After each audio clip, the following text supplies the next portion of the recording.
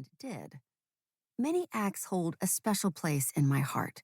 Blondie, The Go-Betweens, X, Chic, Dusty Springfield, Serge Gainsbourg.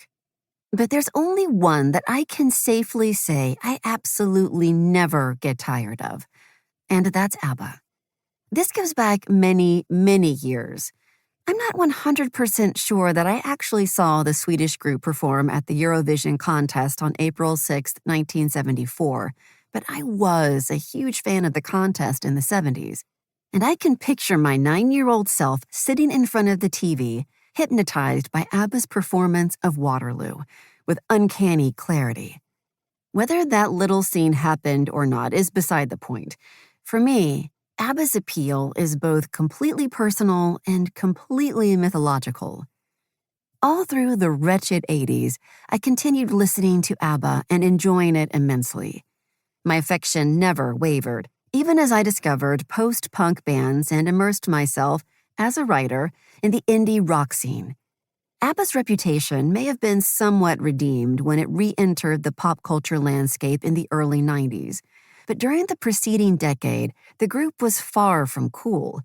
Still, I held on to it through thick and thin, and when I finally visited Stockholm and caught ABBA the exhibition at the Nordiska Museet in the spring of 2001, it felt like the crowning achievement in my life as a pop lover.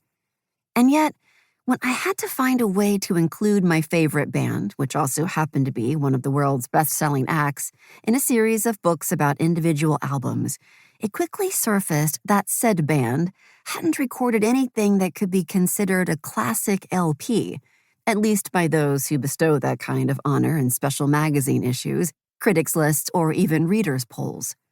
Which isn't to say that ABBA doesn't have several great albums to its name. It does. I unsuccessfully tried to convince my editor that the band's penultimate studio full-length recording, 1980's Super Trooper, is a breakup masterpiece as compelling as Fleetwood Mac's Rumors. But the truth is that outside of committed ABBA fans, few people can name more than 2 of their albums, let alone tell them apart. Songs, yes. Albums, no. According to ABBA biographer Carl Magnus Palm, the band's regular albums were big hits in most of the world at the time of release. All of them were #1 in Sweden, except for Ring Ring, which made #2. Most also topped the charts in the UK, for example.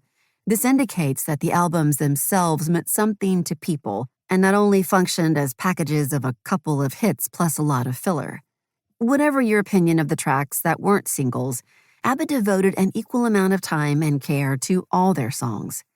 However, ABBA's regular albums have seldom, if ever, featured in all those lists of the best 100 albums of all time that rock journalists make up from time to time. Partly this is because rock journalists, especially in the UK, decided at some point that ABBA were a singles band. End of story. But how do you write about a singles band in a series dedicated to albums? Well, it is possible if you accept that the most authoritative entry in said band's canon, and the most cohesive one despite the fact that the songs cover an 80-year span, is a compilation. And so, it was that with no little trepidation I signed on to write about ABBA Gold. Then, of course, I had to buy the damn thing. I owned all of the individual albums and the Thank You for the Music box set, and so I had never felt the need to get a greatest hits package. I deliberately used the word "except" above. For many, acknowledging that your favorite band's most important album is a compilation somehow casts a pall on the band itself, and thus on your judgment for championing that group. Most rock critics assume that compilations aren't worth paying attention to. Albums are considered to be the watermark by which artists are measured, even though the modern concept of albums is relatively recent.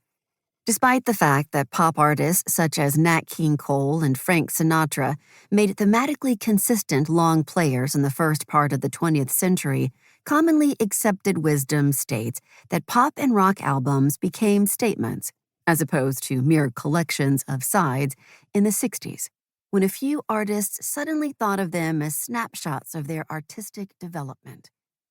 As John Perellis recently... To keep listening to this audiobook for free, click the link in the description. It will take you to a free Audible trial where you can listen to this and many other books for free for 30 days.